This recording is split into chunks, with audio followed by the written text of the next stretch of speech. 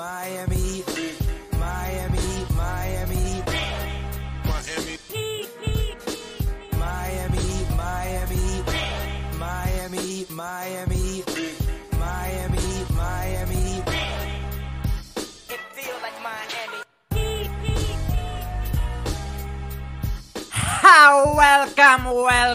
Welcome. That's right, ladies and gentlemen. Today we got an upgrade. I want to thank G for stepping in for me yesterday as I was unavailable. But DraftBeat episode 2 is officially underway, and I am your host. What the fuck was that? My bad. Come on. Where's Brass? Where's Brass? See, this is what happens when you let the kids play. But yes, I am your host, Alex Musibay. Of course, you all know me as Moose. Formerly from Hangover Time, now currently the, always the co-founder of StreamBeat, alongside my co-host over here, Franky G. Say hello to the people, Franky. What's going on, people? Be patient with me because this computer is extra slow today producing. And so is my producer. And below me, we're going to talk about another DraftBeat correspondent, our good friend, Coach Lu. Coach, how you doing? Oh, man, I'm excited, man. We have some great things to talk about, some great things to get into, man. Let's go.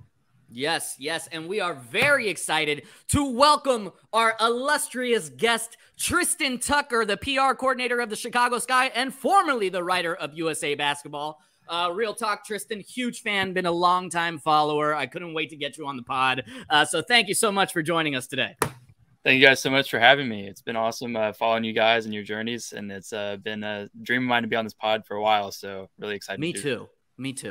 Well, listen, we're going to get into it. A lot of you in the chat, first of all, thank you all for showing up and watching. We always appreciate it. A lot of you were here yesterday, so you saw that Franky and Lou really held it down and did a complete deep dive of like almost every single prospect in the draft, although I had a serious issue with one of the players that they spoke about. I think they really undersold him a lot, and we'll get to that later. But today I want to focus primarily, Tristan, one of the reasons that we have you here is because we haven't spent too much time looking at second-round guys and undrafted guys. And let's be honest, when it comes to the Miami Heat, more likely than not, those are the rookies that are at least going to be playing for us. So we should probably know some of those names. And we also wanted to pick your brain on just who you like at 18, because I know that I feel like we're going to come to a consensus by draft night, but I know that like right now we're all circling like 3 or 4 names. So we kind of wanted to see if you were circling those same names and kind of how you felt about them. Cool. Yeah. Sounds good. Yes. So Franky, I'm going to kick it over to you because I want you to start off here because I want to start primarily with some of the names that we like at 18 and who the Miami Heat have been bringing in for workouts. And I want to start with you, Franky, because I know that you actually have a visual aid to get this thing started with. Let's go. Shout out to Greg Sylvander from 5 Reasons. He has a list here tweeted out. Some of the guys we've already talked about, Brandon Podziemski, your boy, Air Podz. Air Podz. Olivier Maxence Prosper. We talked about Nick Smith, Chris Murray, and Jett Howard. Those are most of the guys that we somewhat kind of like for that spot, along with, Miami guy, the University of Miami, Isaiah Wong, who I probably second round guy. The rest of them, I've heard Jamie Jaquez. We didn't really dive into him too much. We got a little bit on him, but the rest of those guys, I'm not really too familiar with. So Tristan, any of these guys really shout out, speak to you? I know you said you scouted Javon Johnson from DePaul. Yeah. So the Heat last year made me really happy. They took 2 of my favorite undrafted guys. They picked them up, kind of developed them over the course of the year. They had Jamal Cain on 2-way last year. I was really happy to see his ascent because he stood out at the Portsmouth Invitational last year, which is where they bring in all the seniors. And then they had Jamari Bouye, who I just thought was awesome. His NCAA tournament game, stuff of legend, somebody I want on the team next year going forward. I know that's a big fan, big pre-gaming guy. They all love him. Yeah. I think I think he will end up on the team. I'm sure he'll be playing summer league. I would be a little surprised if he doesn't. But out of the guys there, number one, like favorite guy kind of in that same mold, like super unheralded guy, would be Craig Porter Jr. from Wichita State. he's fucking awesome. It's a great start right there because we know nothing about him. So he's 6'2", which is a little bit of a deterrent at its surface, but he's just a great shot blocking guard. He averaged 1.5 blocks per game at 6'2", 1.5 steals per game too. I think he shot, like, off the top of my head, 37% from three. So he is like your prototypical 3-and-D guard, but like I know he's a little small, so like he might have a little bit of trouble like guarding up, but he blocked so many shots per game. Kind of gave me flashbacks like Derek White's style of play, like awesome shot blocking guard. I know he gave us nightmares. And then, yeah, you mentioned Javen Johnson. I saw him when they played Villanova. So I saw him get the matchup with Cam Whitmore. He held his own. I was really surprised that a lot of people haven't talked about him, but he's just a great defensive player. He shot over 40% from three last year. He just kind of fits that mold of player that they look for in undrafted guys, like those undrafted fours. Kind of reminds me a little bit of Darius Days last year. Okay. Not the same. Darius is a lot better overall as a player, but Javen is a pretty awesome guy, I think. And he's, like I said, he held up that test. He made Cam look pretty lost a couple of times on offense. Coach Lou, I'm going to kick it to you in a second, but I just wanted to follow up really quickly on those two players. Tristan, how do you feel about their defensive IQ? Because when I'm primarily scouting someone for the Heat, that's one of the most important skill sets for me to know that they're at least going to get some floor time. I'll say about every single player on that list, save for maybe Jet Howard and maybe Nick Smith. I would say that out of all those guys, that's like the thing that they're known for, is if they aren't maybe athletic enough to be like amazing defenders, they're at least knowledgeable of their spots on the floor. That's the thing I like about Air Podz you're talking about earlier. Yeah, talk to me, Air Podz. These guys, first of all, completely undersold him yesterday. I was re-listening to the pod today, livid. They were doing so great until they got to Air Podz. Please, Tristan, tell the people why they should be salivating at the thought of Air Podz. He's awesome. He hustles. He hustles his ass off. I don't know if I'm as high on him as like, I don't know if I'd put him in the green room necessarily. I think he's more for me in that like 28 to like 38 range, somewhere in there, like very end of first round. He kind of strikes me as a Grizzlies player. If you guys remember last year, they took all those guys that were like analytics darlings that like hustled really well and they performed really well. He has had an awesome pre-draft process, but he knows about all of his spots on the floor on offense and defense. And defensively, like I worry a little bit about the athleticism. I worry a little bit about like what he's going to do, who he's going to guard. But he knows where to be and he's coachable, and you can't ask for more than that. I mean, like, Strus, isn't the most athletic guy on the court, but he knows at least what he's doing. I'm so glad you said that. He's a smart defensively, player. That is my comp for him. Right. And like, I think there's a lot of players that they bring in that you can say that for. Yeah, and he shoots the shit out of the ball. I mean, the pick and roll three with him and Bam Adebayo would be lethal. Oh yeah, he would pair very well with Bam. Oh, God, I'm so excited. Great pod, guys. Great pod. We're done. We got it. We got it. This is what he wanted. Coach Lou, talk to him. Who do you want to talk about from that list, Lou? Let's get right into it, man, because I'm Nick Smith. He's the guy who just ESPN put out a mock today. He's the guy that projected us for 18. I feel like every single player between like 12 to 19 that got taken, I would have been okay with. Him is a hard no for me. So I kind of want to know how Tristan feels about him. Yeah, going into the year, I like the sigh already. Super high on him. I mean, honest to God, I won't lie to you. The pre-draft process, if he was hitting his ceilings, I would have had him top 3. Like he was one of the best collegiate players coming into the class. He wasn't going to be Wemby ever. He wasn't ever going to be better than Scoot, but he would have been in that realm of like the 3rd or 4th best player in this class for me, maybe 5th. And I know that sounds really high, but that's what his expectations were. He was one of the, I think he was the top recruited prospect in college this upcoming year or this past year. He was. Okay. Yeah. So, he's a fucking shooter. I mean, he shoots from he gets his buckets. I mean, everywhere, mid-range, at the rim, from beyond the arc. But percentages really sucked. And he's a litmus test for where you, how you contextualize these seasons. So he really reminds me of, if you guys followed Zaire Williams, the Grizzlies player out of Stanford years ago. So he had a really rough go of it. He had I think he had a personal matter, and then the COVID stuff happened. And he played horribly. Like, his numbers were completely terrible. But he's actually turned into a serviceable rotational player. He hit his ceiling. And so it was kind of like one of those instances where you had to kind of throw out the tape of college, which you can't always do. Another guy would be what's his face for the Warriors that they drafted last year. He played with Milwaukee. Pat Baldwin. Pat Baldwin. Yeah, another guy who had just like an atrocious college season. And like, you have to really look at like the context that's going on. So like Nick Smith dealt with the injury, and that's why that's probably the toughest evaluation in this class for me, because I had so much love for him during the pre-draft process, and I think his ceiling is still extraordinarily high. And I would love for Miami to get their hands on a guy like that, because I know that they could work their wonders with him. I just don't know if he's as complete of a player as I thought before. He didn't really show it all, and like, I don't know how much of that is due to the injury. I don't know how much of that is just him. Similar player to that would be to like Derek Whitehead. I think I'm a higher maybe on Derek than I am on Nick Smith, but similar situations. Tristan, is he the most like high upside guy that you could see falling in that range, or is there somebody else? Great question. It's hard to say. This class is really weird, and it's really hard to get a read on it. Yes.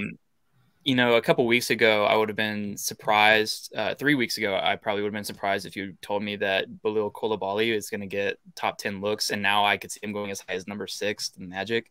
Like, realistically, I would have been surprised if you told me Podz was a first round guy, and like, he's now a green room guy.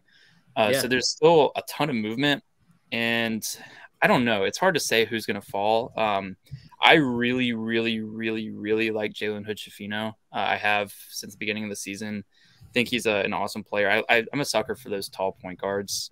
Just those guys, like, you see like the Shea mold of player, but like Ayo Dosunmu too with the Bulls, who I absolutely adored during the pre-draft process. So those kinds of players I fall for. I would maybe say he's up there. I don't know if he's got a higher ceiling than Nick Smith. Smith's ceiling is like pretty damn high. If he's like, he's got that shot making ability that not many players in that range do. Yeah, no question. The thing about Nick Smith, and I'm glad that we're talking about him, because I know that you guys went in on him a little bit yesterday. But yes, when it comes to someone like Nick Smith, and they have that high of offensive potential, when GMs see that, they start to salivate over that, and a guy will almost be overdrafted because of that. So for him to fall to 18, it makes me think, did he have a bad workout? Is it a bad medical? Why is it that he fell all the way to 18? Because that's a big drop for somebody with that high of offensive potential. It's rare that somebody with that kind of like big upside makes it that far down in the draft, especially once you're at like picks, 14, 15, 16, where it's like just outside of the lottery, and you're taking big swings on those picks. Not only that, but he came in with a lot of hype, preseason hype. He went to an SEC school. It's not like this guy is like an unknown or anything. He came with a lot of hype. I know, Tristan, you talked about the knee injury and stuff. He battled some injuries and stuff, so you do have to contextualize some of that stuff. But with the Heat, I don't know if this is best to take a swing, or is this a safer pick? What's your take on that? So one like last point, I guess, about Smith too, and another player I forgot who's kind of similar and has similarly high upside would be Gigi Jackson, another guy where it's like he didn't have an injury, but he has just a wildly high upside. I think another player you could even mention and kind of throw in there, and he definitely doesn't have a high as upside as these two guys, but like another guy who does have high upside who will fall really far because like he can score, but he can't do anything else is Amani Bates.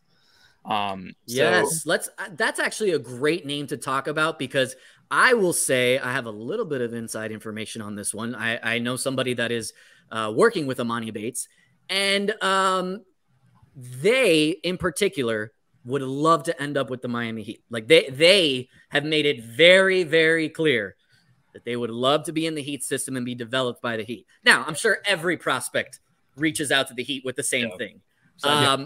But I could see, I don't think personality fit for us, Amani Bates. I don't know if he'll be the hardest worker, and that's not fair, but skill set with our development system, and that is scary. I also know Leif has said that the Heat have scouted him a lot. Okay. Yeah. So there's mutual interest then. Yeah. The thing with him is he has just such an unbelievably pure shot. I went to the combine because it was in Chicago this year. So I was at the combine and I went and I watched him shoot. I watched him do the shooting drills and shit like that.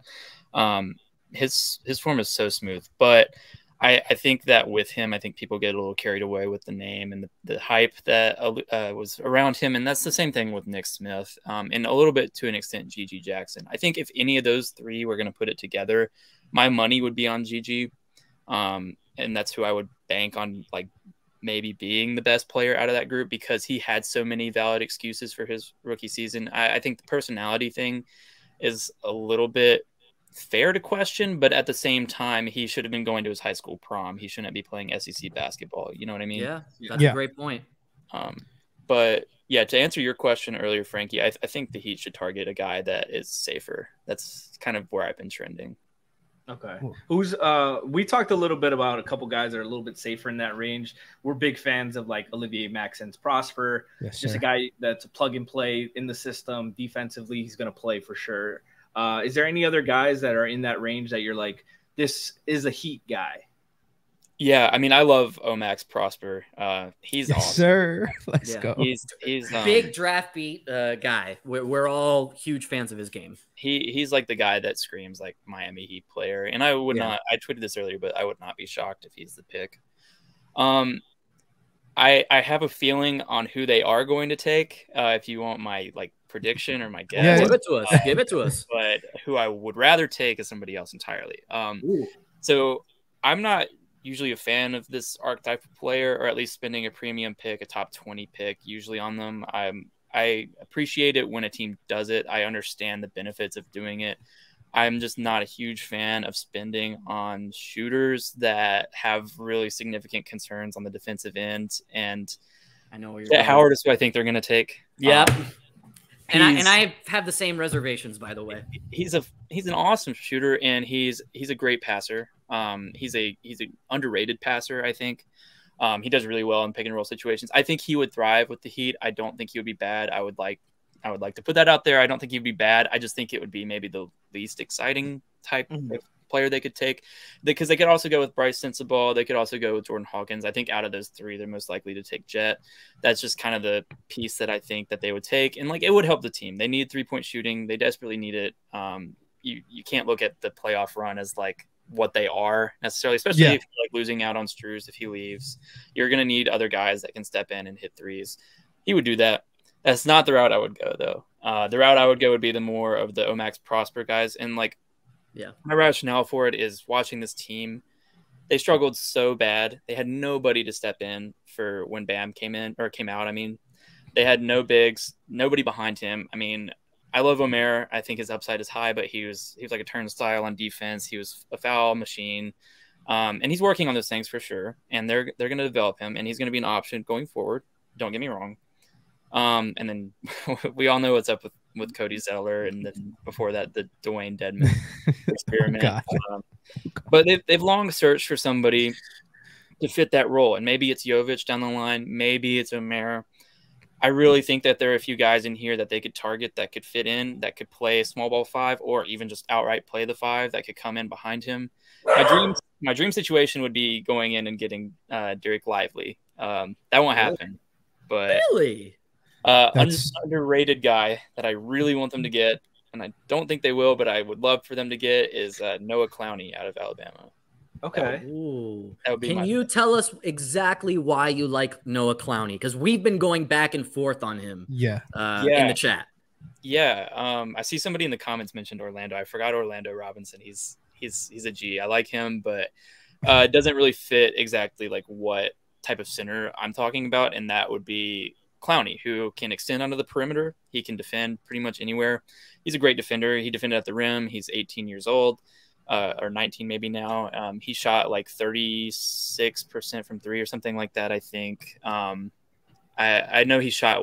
I know he was willing to shoot. I don't know if the percentage was that high. So he was able to shoot. He can hit from the corners. He's just like this like 3-and-D type player where I say 3 and B, not 3 and D. But he's a really good defender. He kind of reminds me of Bam in a little bit a few ways on defense. And I kind of really honed in on him and Bobby Klintman during the pre-draft process. And Klintman backed out of the draft. He's going to be next year. But I really like how those guys play on defense. I think they really remind me of Bam. And I think that having somebody like that can go in, you can develop a little bit, but can also play a little bit like right away. I think he would be a perfect supplement as a guy that can play next to Bam, but also a guy who can take on that role that Bam provides. Obviously not as high of a level, but he's young, he's moldable, and he can step in right away, which is something that, Jovic really couldn't do. Guards 1 through 5? No, No. Guarding 1 through 5. I'm asking because I haven't really looked at him that well. Yeah, so. It's a fair question. He would get beat by quicker guards for sure. Okay. But he does well to keep he switches his hips really well. He keeps his body in front of guys pretty well, and he is pretty quick. I just don't think I would put him like there yet. I think he probably guards right now more of a 4 than anything else, and then I think eventually down the line you'd get him to guard 5s. But I like him. I like the fact that he just showed a willingness to shoot. I think he's somebody that they like. If they got their hands on him, they could turn him into a beast. Yeah. I mean, we talked about this a lot when we started DraftBeat. Just what kind DraftBeat. You have to say it the right way. DraftBeat. Not doing that. We talked about like their most successful prospects, and it's been the Josh Richardsons, the Justice Winslows, the Bam Adebayos, the Tyler Heroes, guys who can fill a role right now and grow and get molded. So that's what we're really targeting at 18.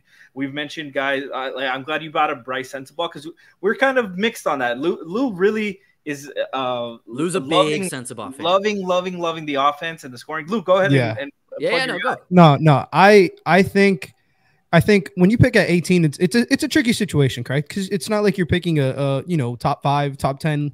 You're looking for elite traits and somebody who's elite on one side of the ball. And for better or for worse, if you like his play style or not, he can score. He can score the absolute crap out of the ball, on the ball, off the ball, in the post, midi, pull-ups, catch and shoot threes, elite at all of those things. Now, the bad is kind of bad. The defense, some of the passing stuff. The bad is really bad. It's really bad. At 18, I think it is a tad rich, but I can see why the Heat would get him, because at the very minimum, you have an elite option off of the bench with upside to play next to maybe a Bam, because he is 6'6" and he is like 230 something pounds, and he's kind of he's kind of lengthy as a player. But what do you think of him? Like in terms of maybe his fit with Miami, and is that somebody that you'd be comfortable taking as high as 18? And in what range would you take him as well? Yeah, I think that's important. I don't think 18's high for him. I don't think that's a reach. I know a lot of guys. I'd love to shout out Draft Deeper and the guys over at No Ceilings. They're super high on him. I'm not quite there with him yet. I think he is probably maybe the best pure shooter in the class. I think he has a really, really high stake to claim for that. Somebody recently, and I'll look it up. But he posted, he's got this database of who shoots what percentage at what spot. I can send it to you. I have it in my bookmarks. But I was super thankful for it because Sensabaugh just killed it. He was 40% corner threes everywhere. Yeah, I mean it was over 40% everywhere. But the thing with him too is it's not just threes. He can score in the midi. He can score at the rim when he needs to. I think he's a really versatile scorer. I think that kind of goes overlooked. I think he's in that kind of Nick Smith bucket for me. I think some teams are really big fans of him. I got really disappointed because I went to the Big Ten tournament this year and I was really hoping to see him play, and he got hurt, and so I didn't get to see him play. I literally went to the Big Ten tournament solely just for him play, and he was hurt. Do you have any concerns with his knee injury? I believe it's a knee injury, correct? I heard it got meniscus, I think. Yeah, I think he already got it solved and he should be ready to go by training camp and stuff like that. But is that something that kind of pushes you away just due to his body type in particular? I don't really read into injuries a ton, and that might be a blind spot for me. That might be something that I don't know. I was just super guilty, and I talked about this a little bit earlier. Like with Zaire, I was so low on Zaire Williams, and like I recognized the talent was there, but like the injury kind of threw me off. His production was just bad, and then he immediately stepped into a role, and he was like immediately a rotation piece for them. And I know they've got like a 17-man roster of rotation players, but like he really stepped in and did well. So like I've kind of stopped looking at that as extensively as I have. I will say it's something worth noting for sure, but also given what his role would be on this team as probably just a spot up shooter in his first couple of years, I think probably not. Okay. So, you know, we did want to really get into the second round guys as well. Just real quick, I'm sorry, Frankie. Before we get into the second round guys, there was one guy in particular that I really wanted to mention just to get your opinion on. Because for my money, I think he may be the safest pick for the Heat, and that's Chris Murray. And I'm just curious how you feel about him and how he would fit with the Heat. I think he'll be there at 18, and like I said, I just think it's the safest pick. Maybe not the sexiest, but for me on paper, it fits. Yeah, I would be excited by it. I think that he kind of fits the mold of player that I was talking about, like wanting to pick where he's got room to develop, 1, and 2, he can step in right away. So like, while I think Noah Clowney has probably the highest upside of those kinds of guys, and that's probably why he's the guy I've sort of zeroed in on. Omax Prosper kind of fits this bill too. Ben Shepherd is another guy that fits this bill. Shepherd's more of a wing, but yeah, Murray, pretty awesome. I know a lot of people say like, oh, he's like Keegan Murray 2.0. And like, yeah, he does play like him in ways. I mean, they grew up together for sure. He doesn't have as high of a ceiling as Keegan. I wouldn't expect the same production that Keegan gave. Keegan was just an outright better player. Everything that Chris did, Keegan did a little bit better. And like, I know it's like really sexy to look at, like, you know, Big 10, 21 point per game scorer, and it's all great. And he will step into a role pretty quickly. So I would be excited in that. I think he would contribute right away. I just would also like warn and advise Heat fans to not expect the Keegan Murray. Yeah. Like I would not expect that experience with him right away. I don't think he'd be a starter right away. You could plug him in there sometimes, but like Keegan, like to me was just like, he was a full-time starter right away. Chris is not that. Chris needs a little bit more time. He's still a little bit like more raw than Keegan is. Of course he is. But I would be excited by that, and that he's like a bigger guy that they could play. Okay. And I still see some room for growth with Chris. Yes. Like that's something that has been bothering me a little bit in the pre-draft process. And I think honestly, we've been saying this about Jordan Hawkins too. I think a lot of people are like, well, he is what he is. I don't believe in that. You know, I think you get better once you get into the NBA if you stick at it, you know, and I see room for growth, and particularly in this style of play. I just think, you know, you drop him in and there is a spot for him in our rotation. Yeah. He's great. I feel like he's kind of one of those guys who like really doesn't have a weakness per se. Like he's very well-rounded. Also, maybe doesn't have like overlying strengths. He just kind of knows what he's doing. He's just solid. And just all around solid. And I was curious because I'm not as high on Noah Clowney as you are, but I am high on somebody in particular, which is Leonard Miller. How would you talk about him in comparison to maybe Clowney? Because I would rather him than Clowney by a lot, I'm going to be very honest. But I'm curious to see. Leonard Miller is a top 10 talent in this class. There you go. There's no ifs, ands, or buts about it. I think people are overthinking it like at a ridiculous level. The G League players have been overrated. Overlooked. Sorry. Yes. Sorry, overlooked the last few years. I think they've had a really high success level as rotation pieces. I don't think any of them have like really just completely fallen off. I mean, like I know Isaiah Todd didn't get a lot of minutes with the Wizards, but like he's going to be a guy that can step in at Phoenix. He's got high upside. You've got Kuminga, obviously a good player who I still believe has a really high upside, just wasn't on the right timeline with that team. Same thing with Jalen Green. I'm excited to see what he can do like with a new coaching staff. So I'm really high on Leonard, and I'm really high on his teammate Sidy Sissoko. I'm high on his other teammate. That was going to be another one. I'm high on Mojave King. If you want to talk about second round undrafted guys, Mojave King is like a high. Like I love him. I love his game. I love F.A. Abogidi, I think is how you say his name. You're just making up names now, but it's okay. Yeah. He played at Washington State last year. He's a guy that can he's just a rim runner. He'd be a really good second round pick, or not second round pick, but undrafted prospect for the Heat to pick up. I love all those guys, like not gonna lie at all. I just think the coaching over there, the kind of competition that they're facing is unmatched.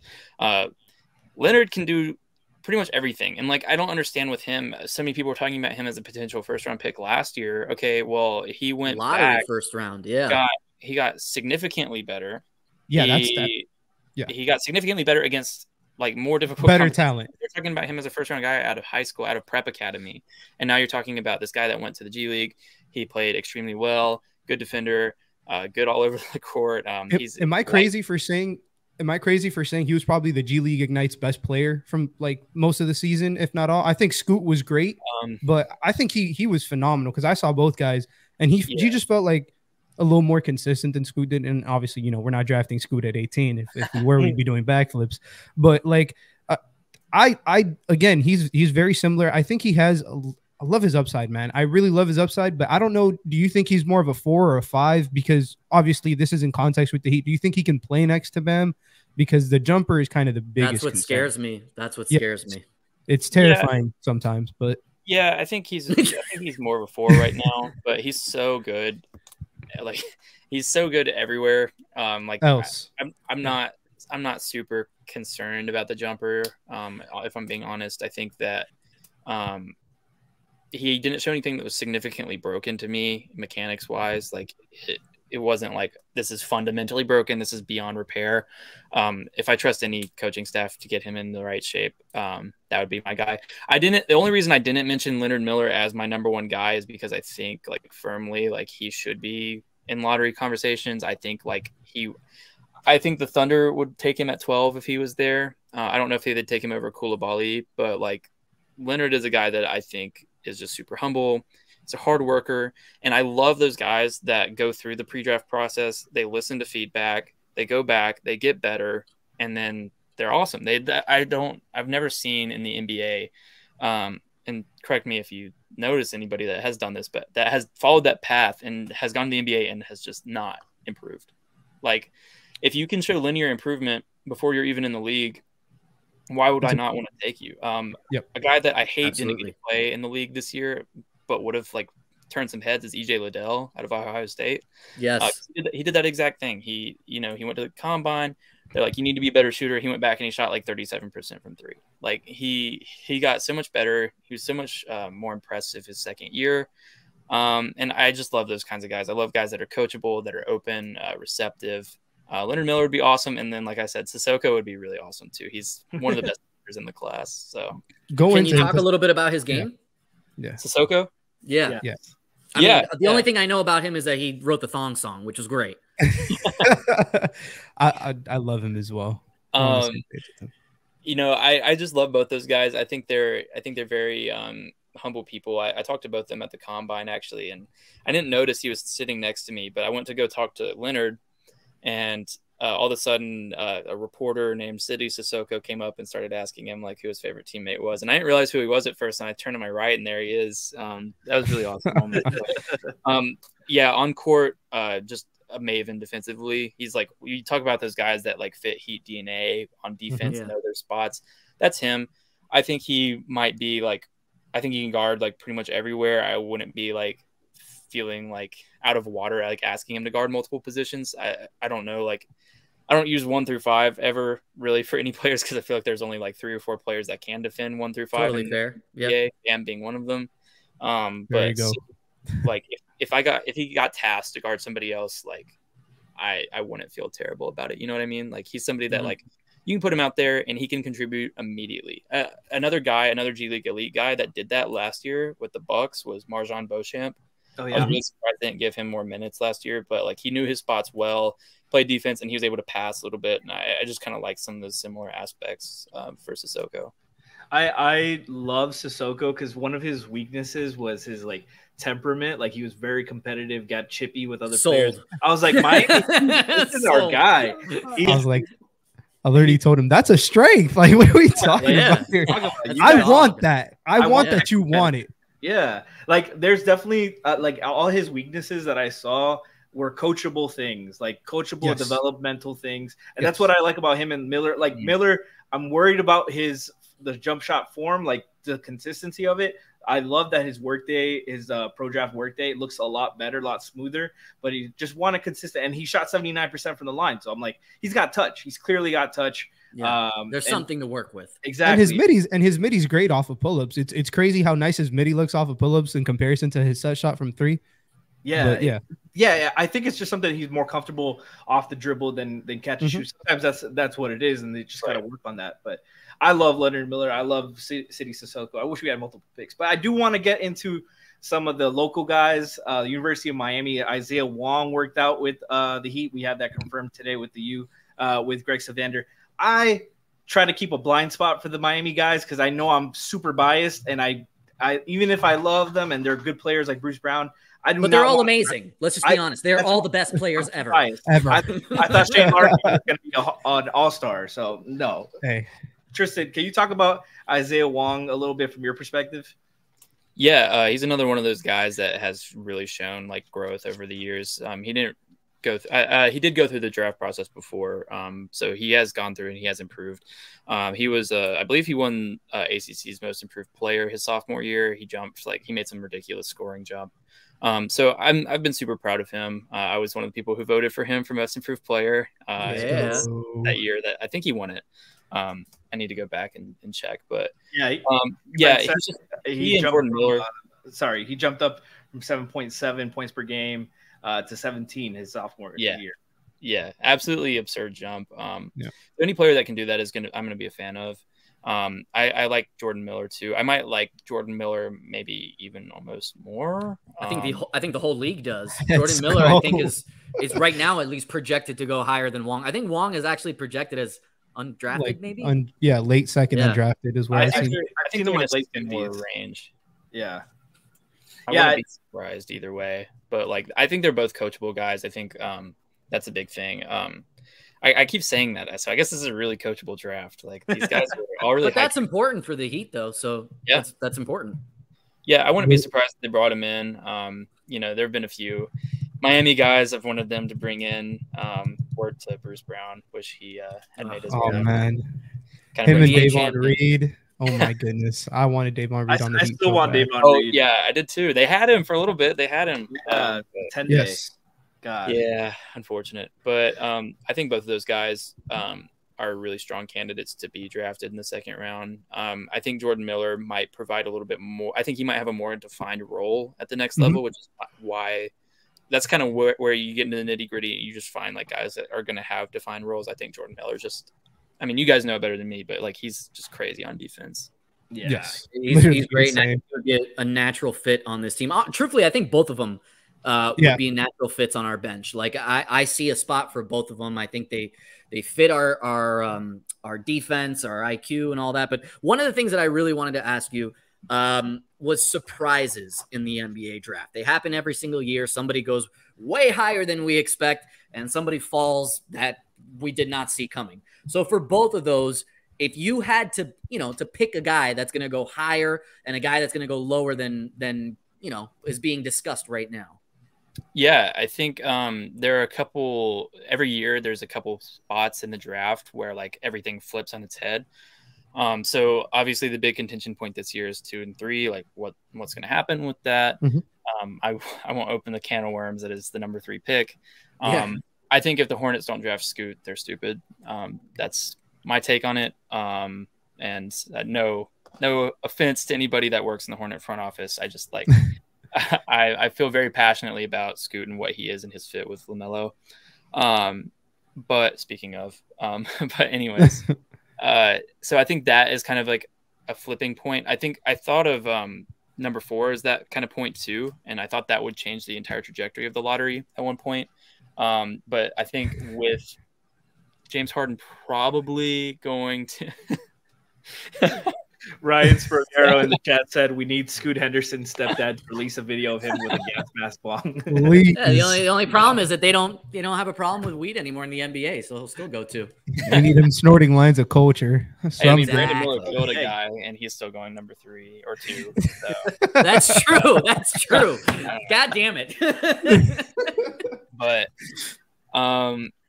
yeah.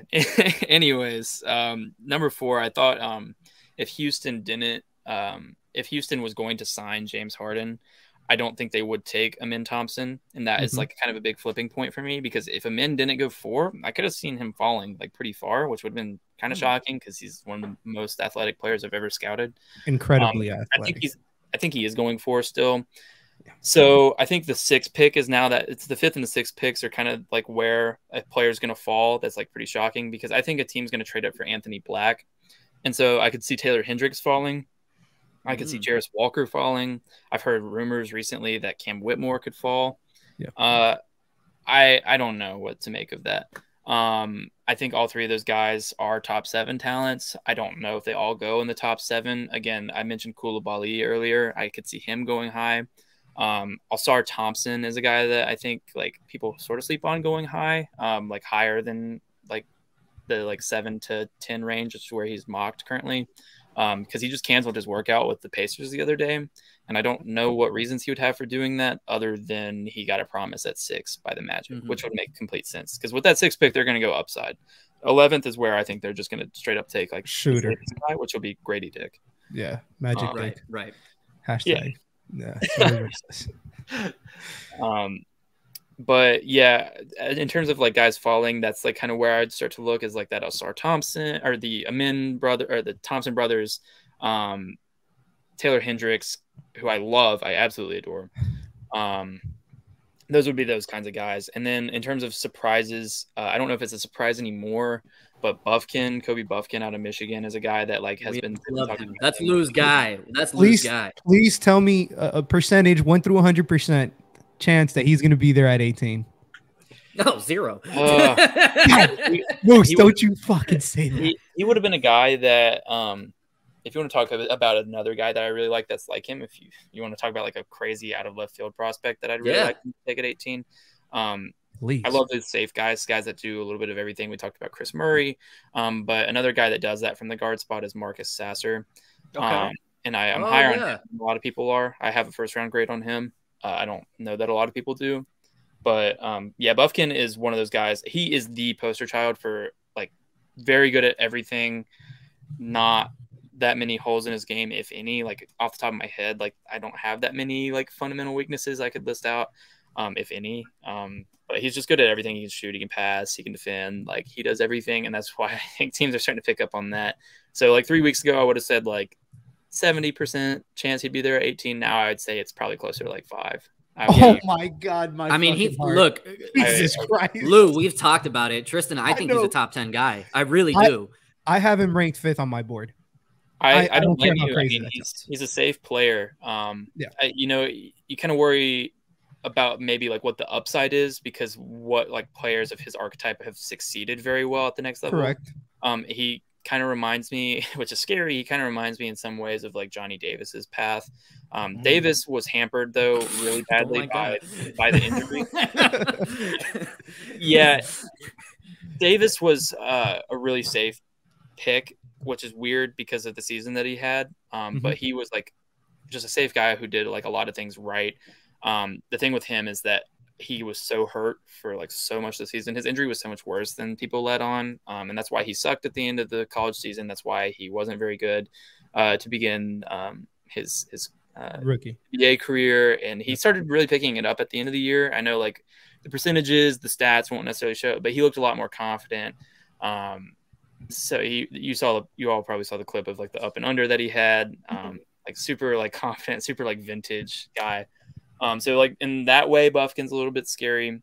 But I think that like now teams are kind of starting to pick up on the fact that like, why are we like underrating this guy? Like, sadly, I love him. We'll go top 13. I think 13 to the Raptors is a really, really, really, really possible spot for him. I agree. That's where I've had him his floor right now on the recent days with all the talk.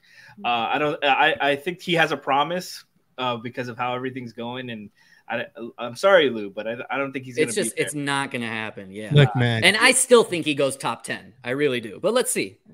Yeah. I could also see another surprise. I talked about loving huTWO. For some reason, his stock has gone through a crazy roller coaster. I just don't understand why. Like, I don't understand how like a guy could go from like in your 20s to 30s to like top 9 like in the matter of like a week. I don't know. But I could see him being drafted at 9. Oh, really? I'm I a have fan him. of him. I like his game. He reminds me a lot of like Spencer Dinwiddie, just that big guard who doesn't shoot a lot of threes, more of a secondary playmaker, but can make plays on the ball. And the size, of course. But I've kind of like with Kulabay jumping his stock, and Bufkin is like pretty much secured in the lottery. I think he's a guy that could fall because the teams that are right after that are less guard needy. So could you talk about him a little bit? What you like about his game? About huTWO? Yeah. Yeah. And do you think he'll be on the board at 18? I was super confident of it a week ago. Again, like it's one of those things where it just like fluctuates. Yeah. Now, like I've heard the Jazz really like him. That's just And they have a 16th pick. That's what I've heard. I've heard that they're if the Pistons trade down, they are also big fans of him. I've heard like that 9-16 pick swap is a thing that could happen. I could see the Pistons going and taking huTWO at 9. Yeah, I'm a big fan of his. I don't understand as much of like the reservation that people have about him. I think like several times he looked like the most confident player on a team that had Trace Jackson Davis, who's by the way an awesome player, awesome college player too. But he oftentimes looked like the most like confident player out there. He obviously has like room to work, but like the passing skills are really real to me. I think he has room for improvement with the handle, with passing, but like the upside to me is there. And when you have a player that's that tall, that has like shown a little bit that he can shoot like a little bit, like he still really needs to work on that too. Like he's definitely a project piece to me, but like he's somebody that like I am really high on. He's a tall point guard. That's just the archetype of player that I'm a sucker for. Like very lengthy, like especially those guys that have tight handles. Like I really like him. Love his stuff. Tristan, last player that we'll talk to you about before we let you go, and we really appreciate you hopping on and giving us all this time. Yes, this one is a little bit selfish on my part because I don't even think he'll be there. But all year, Jordan Hawkins was my guy for the Miami Heat. And especially had we stayed at 14, like, send it in. I just think it's a natural fit, best shooter in the draft, still see room for potential. But for some reason, I see him sliding on draft boards now. I wanted to ask you, is this more because, and we talked about it earlier, a lot of people see him as finished product. This is who he is, which I don't agree with. Is it because he's not as young as some of the other guys? Like, why is he sliding? And is there any chance he slides to 18? Yeah, I definitely think that he could go at 18. I think with the shooters and just kind of lumping them all together right now, it would be Bryce Sensabaugh, Jet Howard, Jordan Hawkins. Those three guys are going to go in a similar range. I could honestly see them like going back to back to back. I think the Lakers are going to just take a shooter, like no matter what. That's my fear. That's going to kill me. I think Hawkins is a very good fit there. I think with them, it's more of between Hawkins and Sensabaugh. I think between us, it's Hawkins and Howard. I don't know if Sensabaugh's really a guy for us. I think Howard would be atop that list. I think Greg Sylvander, like you said earlier, like he talked about his guess would be right now Jet Howard for us. Yeah. So I don't know. I view those players all in the same way. They all have different like nuances to them, but at the end of the day, they're shooters. They're going to be awesome shooters. I just don't know how much I value using a top 18 pick on a guy that is as one-dimensional. And like he can defend, and he was a part of a very successful team. Obviously, he saw extraordinary leaps from his first or second year. He improved. He fits that mold of like, coachable guys. Again, there I go with that again. But like somebody who has improved, he's taken steps to improve. But again, like I don't know. It's a premium pick. There are shooters that I really like that are going to go undrafted, that are going to be like available there, that shot 30%, 38%, 40% from three, that can also defend. They're a little bit older, but like, I don't know, maybe like there's less athleticism and less length with those guys. But if the end product is the same, I don't know. Hawkins is a better defender than he gets credit for. He can he body. Agreed. I think he's a good player. I don't know if I'd love him being picked, but that to me is just a preference thing. I don't think it would be a bad pick. That's just like Yeah. Where I kind of view those players. I'm higher on like that group of like athletic defenders like Clowney, Miller, Sissoko than I am of like your Sensabaugh, your Howards, and your Hawkins. And I think those players are great. Like, again, don't get me wrong. Yeah, not taking anything. It's just what you value more. Right, exactly. I think it's your flavor, and I don't blame anyone who would want a shooter because, again, somebody who's going to really step into this team right away and who's going to improve the team. I mean, he would improve the team. Like, we would be a better team with Jordan Hawkins on our team. We'd be a better team with Jet Howard on our team than we were before. Yeah. I mean, the improvements that he made this year, not only with his shooting, but I think off the ball too. He doesn't get enough credit for his off the ball work. I'm just a huge fan of his game and his IQ. I think he is one of the smartest players in the draft. And me personally, I'm always looking at that for the Heat. For sure.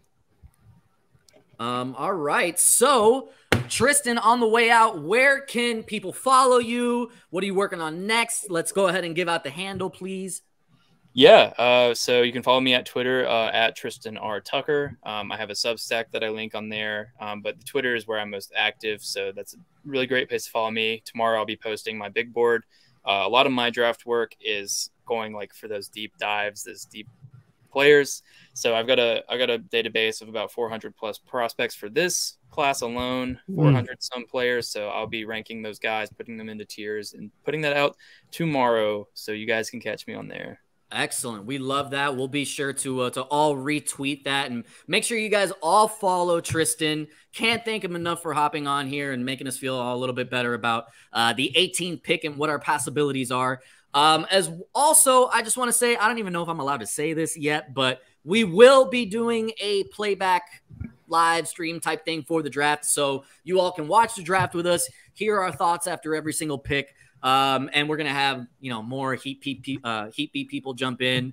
Tristan, you're more than welcome to join us. It's just, we'll send out a link to anybody that wants to hop in and just, get in on the phone with us on draft night. That will be at 8 p.m. So we're looking forward to that. Stay tuned for more information on that. I want to thank everybody for hopping on. Frankie, I know you got something you want to say on the way out. What's up?